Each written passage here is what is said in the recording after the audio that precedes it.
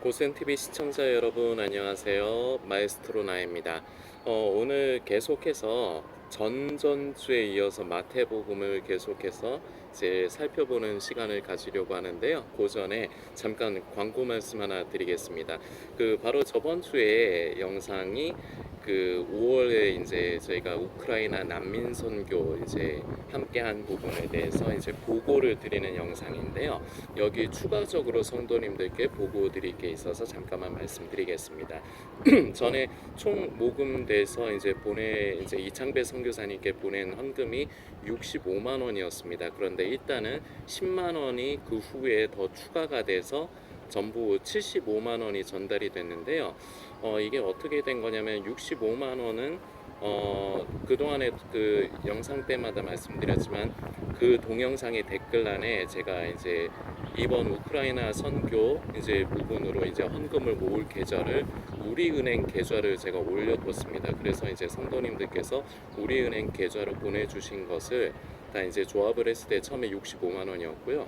그 65만 원을 보내드린 다음에 그 고센 TV 이제 후원 계좌가 있는데 제가 이제 우크라이나 난민 선교 기간 동안에는 말씀을 안 드렸거든요. 그 계좌 번호가 이제 댓글에 나오지 않도록 이제 잘못하면은 성도님들이 헷갈리실 수 있으니까 그렇게 제 딴에는 그렇게 한 건데 그 더보기 이제 여러분들이 이제 유튜브 보고 계시면 더보기를 누르면 거기에는 우리 저희 신협 계좌 번호가 나와요.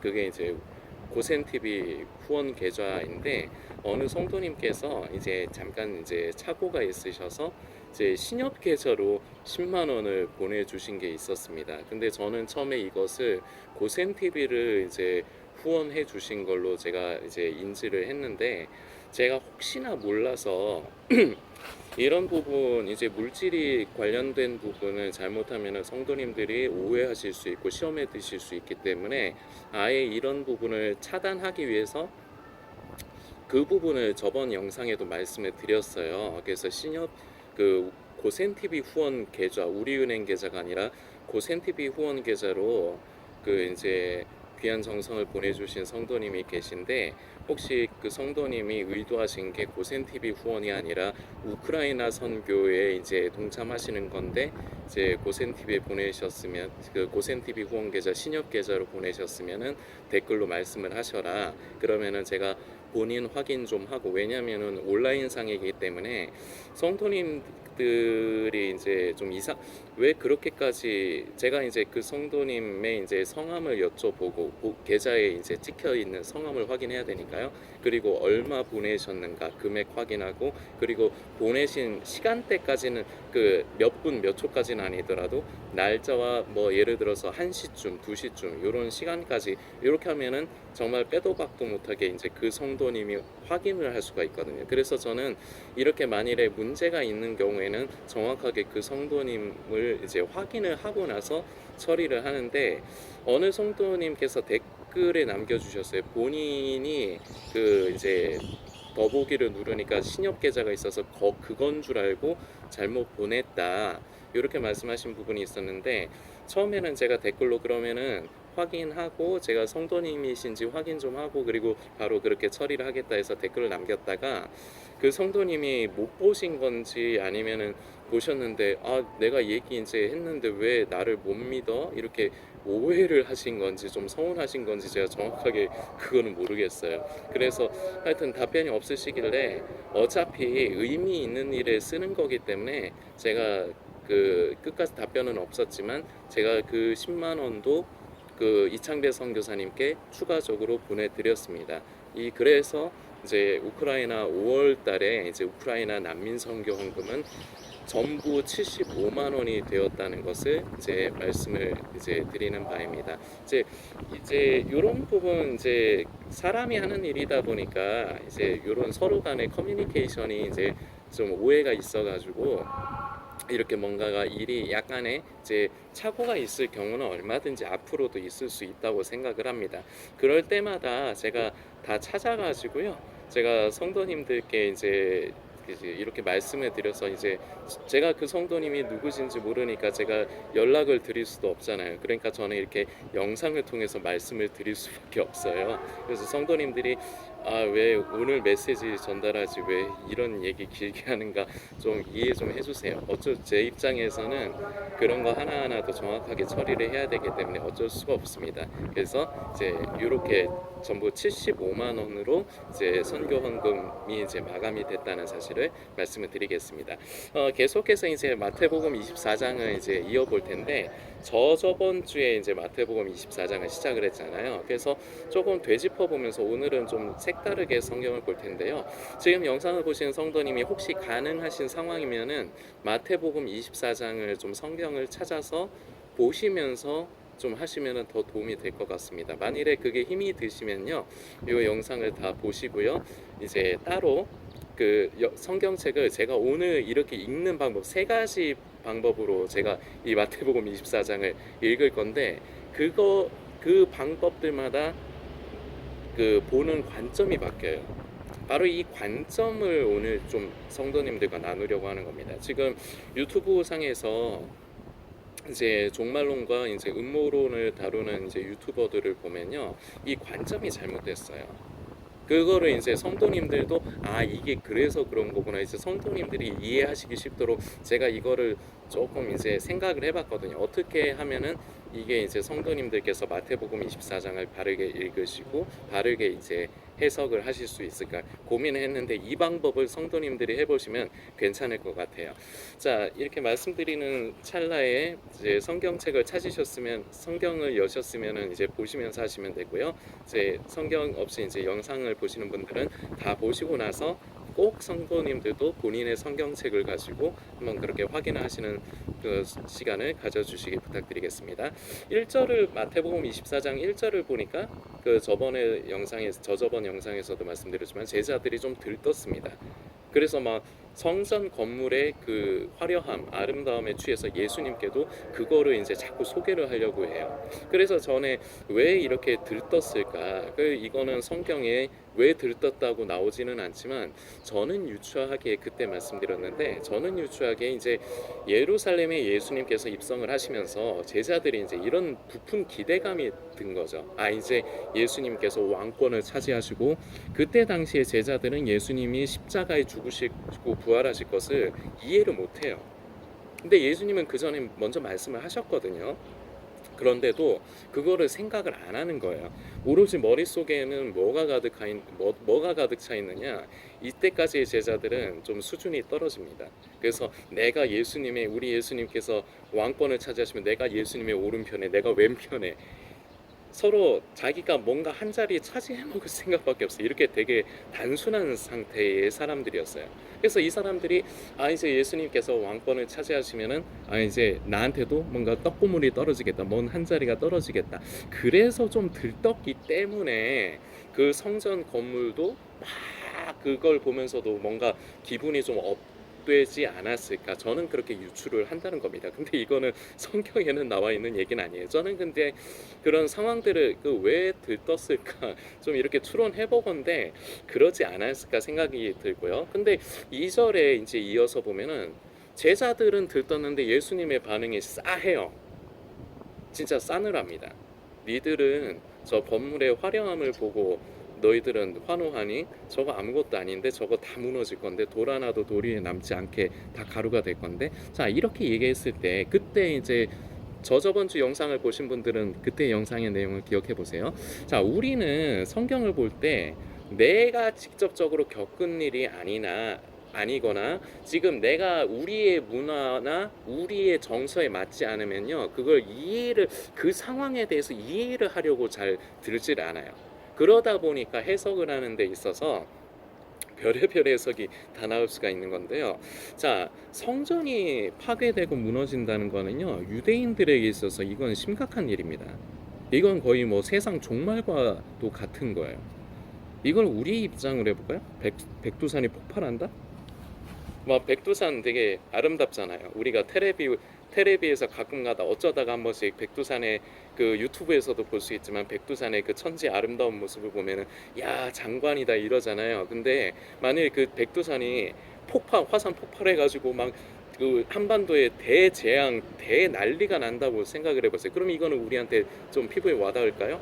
근데 이것도 실체적으로 우리는 겪어보지 않았으니까 일본의 그 후쿠시마 그때 원전 사고 있을 때 그때 해일 막 몰려오고 왔을 때 그때 당시에 그 근처에 있었던 그 피해를 당했던 사람들은 그게 진짜 세상의 끝 종말처럼 느껴졌을까 아니겠습니까?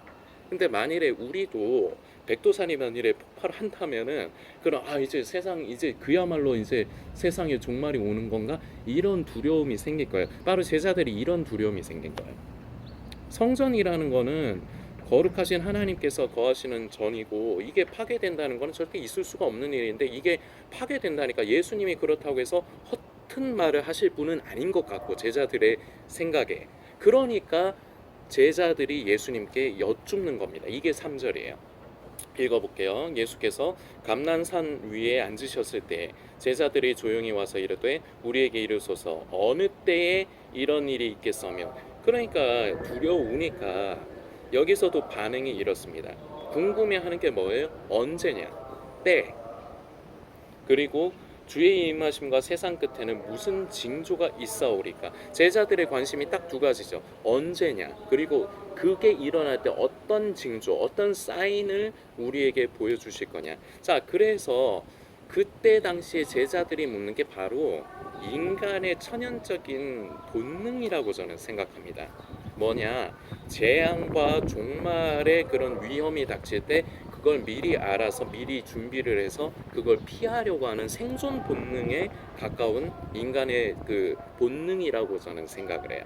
그러니까 이 제자들도 그런 마음이 있기 때문에 아 예수 진짜로 성전이 파괴되는 그런 대종말 재앙 잠시만요.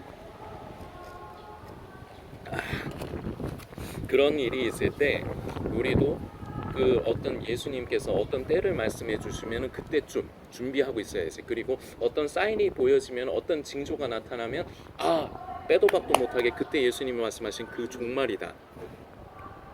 지금 이 시대하고 똑같지 않나요?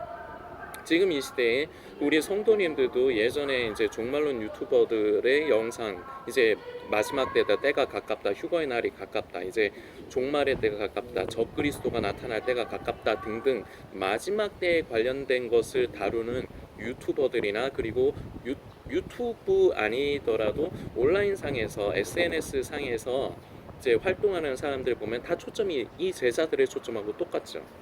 때 이제 예수님 오실 때가 가깝다. 그때 타이밍 그리고 징조, 사인 어떤 일이 일어날 것이냐. 자 지금 세상에 어떤 일이 일어나고 있다. 이게 바로 사인이다. 자 전쟁이 일어나고 있다. 자 코로나19가 와서 주사 맞는다. 이게 바로 짐승의 표다.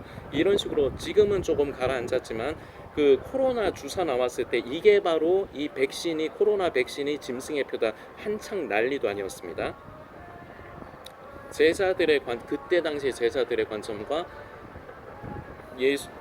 지금의 우리들의 관점이 별반 다르지 않아요. 자, 지금부터 그래서 근데 이런 제자들의 질문에 예수님의 첫 번째로 하시는 말씀이 자, 3절이었으니까 4절을 이어볼게요. 예수께서 대답하여 이르시되 너희가 사람의 미혹을 받지 않도록 주의하라. 좀 이상하지 않습니까? 성도님들 이상하다고 느껴지지 않으세요? 제자들은요 때를 물었어요. 언제입니까? 때를 물었고요. 그리고 징조를 물었어요. 그러면은 예수님이 아 그때는 언제쯤이 될 거고 그리고 너희가 볼 수 있는 사인으로 막 지진이 막 일어날 거고 막 뭔가가 막 세상이 난리가 날 거고 이런 식으로 말씀을 해야지 제자들이 질문한 의도에 맞춰서 대답을 해 주시는 거잖아요. 그렇죠? 그런데 예수님은 제자들은 때하고 그 징조를 물어봤는데 예수님은 그거에 대해서 말씀 안 하세요. 근데 여기서부터 우리는 중심을 잘 잡아야 됩니다. 예수님은요 제자들의 질문에 방금도 읽었지만 4절 말씀 너희가 사람의 미혹을 받지 않도록 주의하라. 이게 징조인 겁니다. 어떻게 보면 이게 어떻게 보면 사인이기도 한 거예요. 우리는요 종말의 징조라고 하면은 막 지진이 일어나고 막 적그리스도가 등장하고 막 종말론이나 음모론을 접하셨던 성도님들은 다 아실 겁니다. 막 세계가 단일 정부가 들어서 막 그런 것들을 연상을 한단 말입니다. 그게 이게 바로 징조다, 사인이다, 이런단 말입니다. 그런데 예수님은요, 그런 걸 얘기하시는 게 아니라 첫 번째로 바로 대답을 하시는 게 사람의 미혹을 조심하라고 하세요. 자, 그런데 이 부분을요, 자, 오늘 제가 세 가지 관점으로 성경을 한번 읽어볼 거라고 했죠.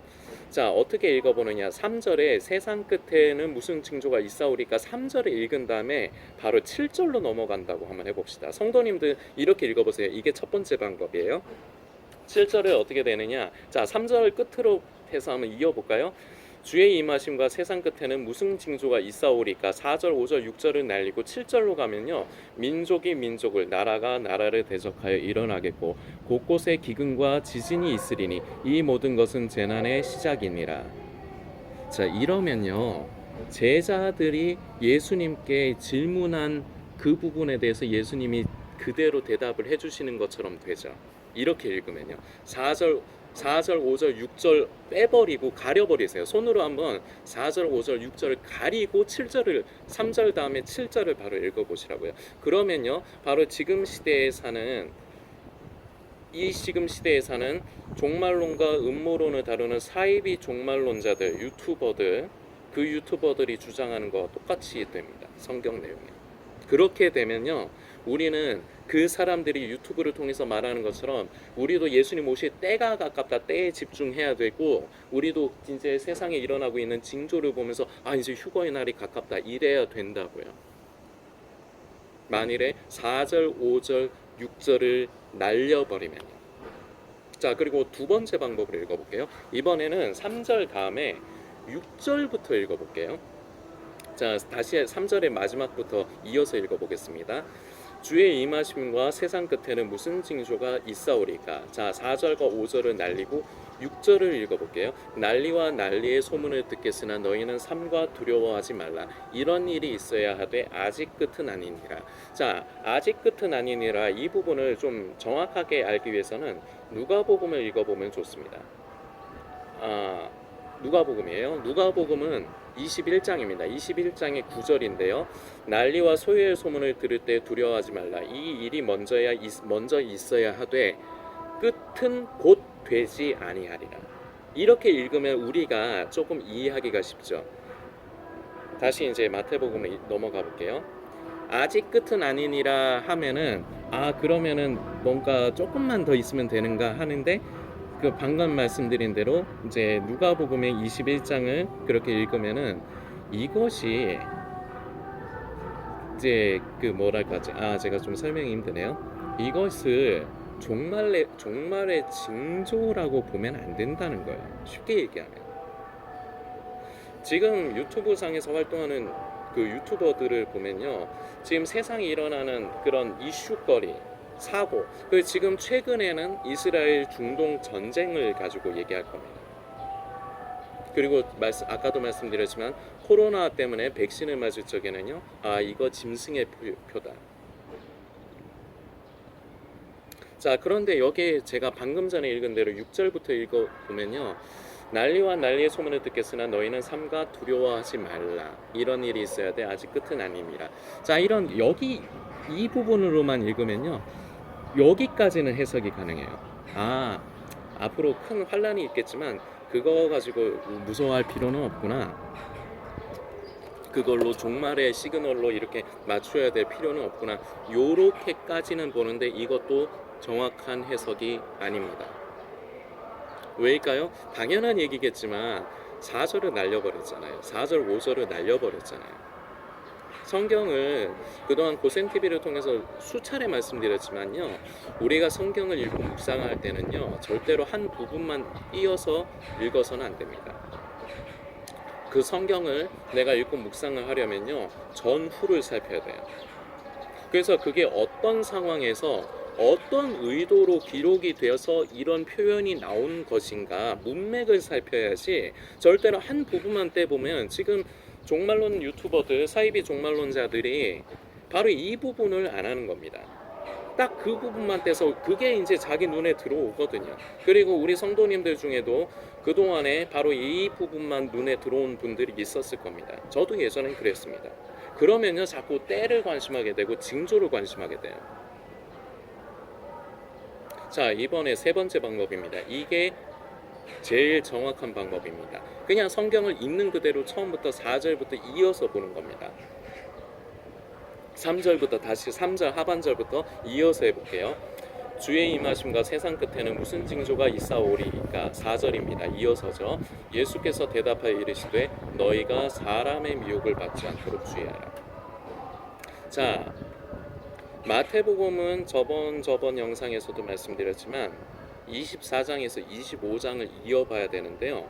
마태복음 24장과 25장을 통해서 예수님께서 우리에게 가장 핵심적으로 중점으로 말씀하시고 싶은 거는 깨어 있으라는 거예요. 그런데요, 그 깨어 있으라를 말씀하시기 전에 먼저 전제가 돼야 되는 게 있습니다. 그게 뭐냐? 사람의 미혹을 주의하라. 여기서부터 시작을 해야 돼요.